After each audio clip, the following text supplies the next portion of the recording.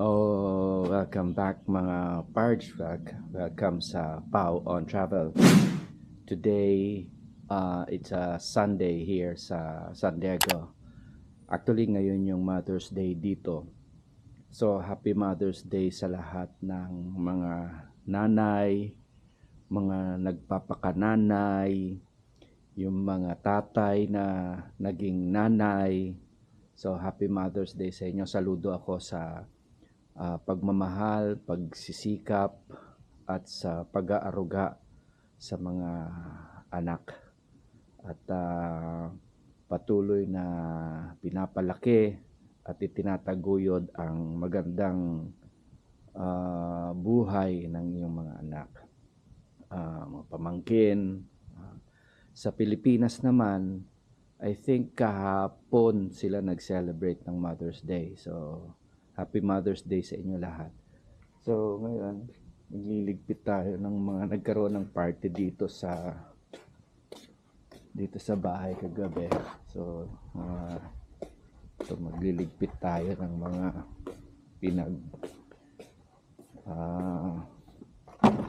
konting ambubot. So, nag-ihaw-ihaw kagabi. So, ito siya.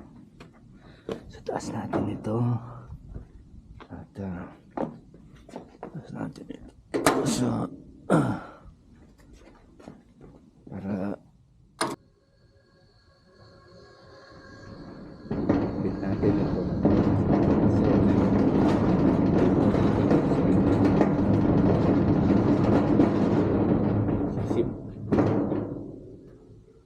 Sisimba muna kami. Mamaya ako lilinisin ito. Yeah.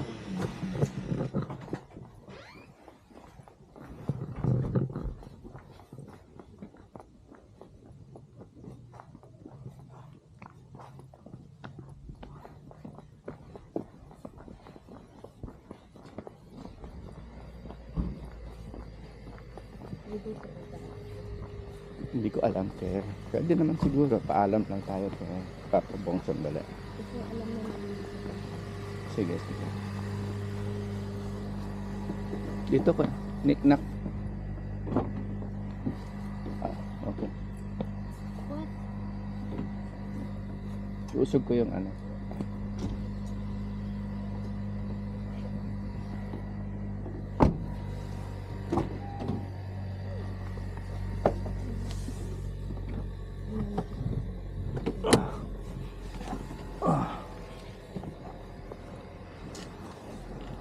Simba tayo.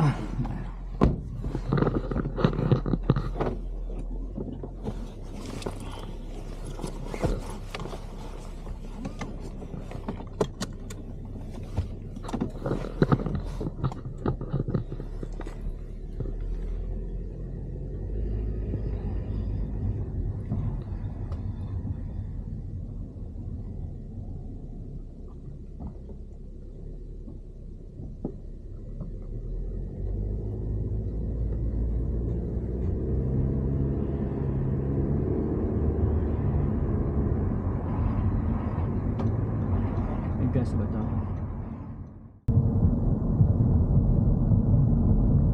Hindi ba nakakaharang sa'yo?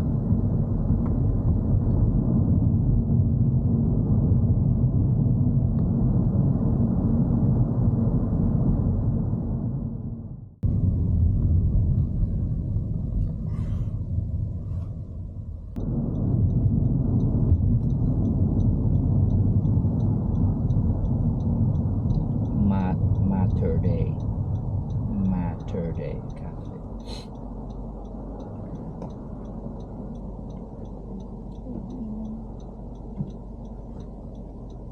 Matter Day.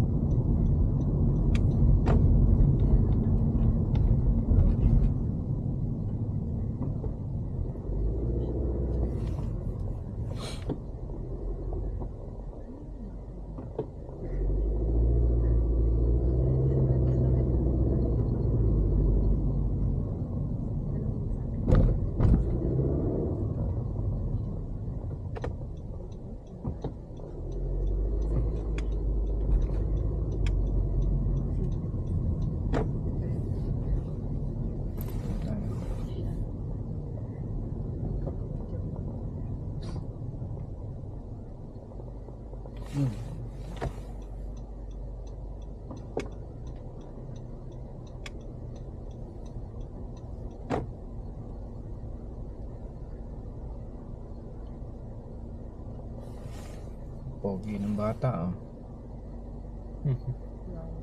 Dito sa may tabi ng Honda para medyo may lilim.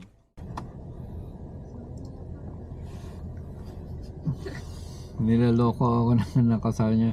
Oh, mga pards. So, oo nga, mga pards. Tapos na yung mass.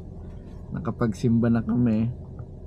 At ngayon naman pupunta kami sa Otay Ranch Mall. Ibili ng konting gift para kay dun sa aking sister-in-law at saka yung sa pamangking ko na mother. I actually don't know where the Starbucks is. Tapos kahapon nakapag-send kami sa aming mommy sa Pilipinas. Nag-send kami ng cake. Ito siya. Ito yung cake. Ayan. So ngayon Merong Starbucks sa loob ng Barnes and Noble. Oh, right. Okay. It's open. So hiniram namin tong kotse ni RJ. Ito muna ang ginagamit namin. Yeah, aircon. And then the hopefully kami makakuha na rin ang sarili namin para mobile kami at kapag ikot-ikot. So samahan nyo kami ngayon. Tara.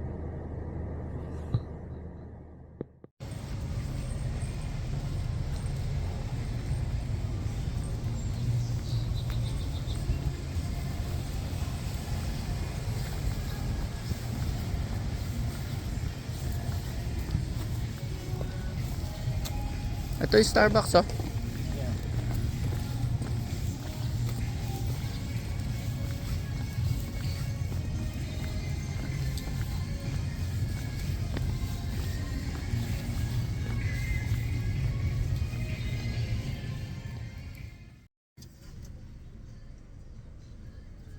Ngayon nakaupo tayo dito sa isang bench dito sa Otay Ranch dahil hinihintay natin yung dalawang bata, yung aking dalaga na bumili ng gift or pwede nating sabihin token of appreciation dun sa sister-in-law ko at saka sa pamangking ko na both of them are already mothers. So ngayon kasi Mother's Day. So at the same time, pumunta ako dito sa isang bookstore dito at bumili ako ng tax book. So importante rin na malaman natin dahil bago tayo dito sa Amerika, sa US, especially dito sa California na napakataas ng tax. So magbabasa tayo para alam natin yung ano ang process ng taxation, ano ang pwedeng magawa natin ng paraan for our deductions para pagdating ng tax season for next year, alam natin yung ating pwedeng gawin sa ating income tax. Hindi naman tayo expert dahil hindi naman tayo CPA, dahil CPA ang mga talagang nag-account niya, nag-audit ng ating mga income. But just the same, very important na malaman natin bilang bagong immigrant dito sa US na malaman ang taxation procedure dito sa bansang Amerika, lalo na dito sa California. At tignan natin kung maganda tong librong ito, pero just the same, makakatulong ito para malaman natin ang tax procedure dito sa Amerika. So sa mga bagong immigrant din at sa nagbabalak na mapunta rito, importante talaga na malaman natin yung mga bagay-bagay na yan kasi dito sa Amerika talagang religiously kailangan mo magbayad ng tax do. Dapat naman talaga maski sa Pilipinas, kasi kami sa Pilipinas during the time na I was employed in the government, ako ay automatic tax withheld kaagad sa trabaho ko. So binibigay na lang sa akin yung W2 ko kasi ang agency na ang nagfa-file ng aking income tax. Automatic dinideduct na lang nila yan. nagbibigay lang sila ng form. Hindi ko alam kung anong form yun, na yung kung mga deductions na pwede mong ilagay, dahil meron yan yung mga single, yung mga parent, may mga dependent. So halos pareho din naman siguro dito, pero of course mas maganda na rin na malaman natin ang tax procedure. So again, importante na magbasa-basa, malaman natin, aside from the usual buhay dito sa Amerika, yung daily life, kailangan rin nating matutunan yung pagbabayad ng buwis dito sa Amerika. So siguro sa mga susunod na episode natin, magdi-discuss lang ako ng importante na mga nabasa natin, na importante na once na mag-file tayo ng ating income tax, dahil definitely by next year 2027, from January to April, magfa-file na tayo at magbabayad na tayo, kasi nakakatakot din, baka habulin tayo ng IRS at magkaroon tayo ng kaso dahil hindi sa pagbabayad ng tamang buwis. So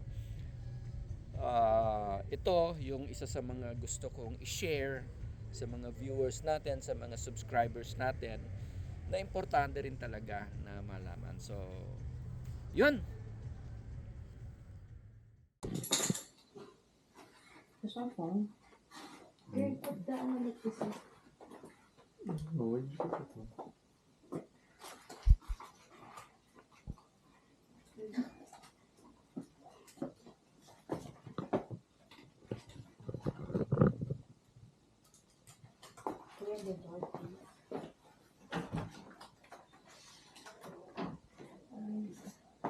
Mhm.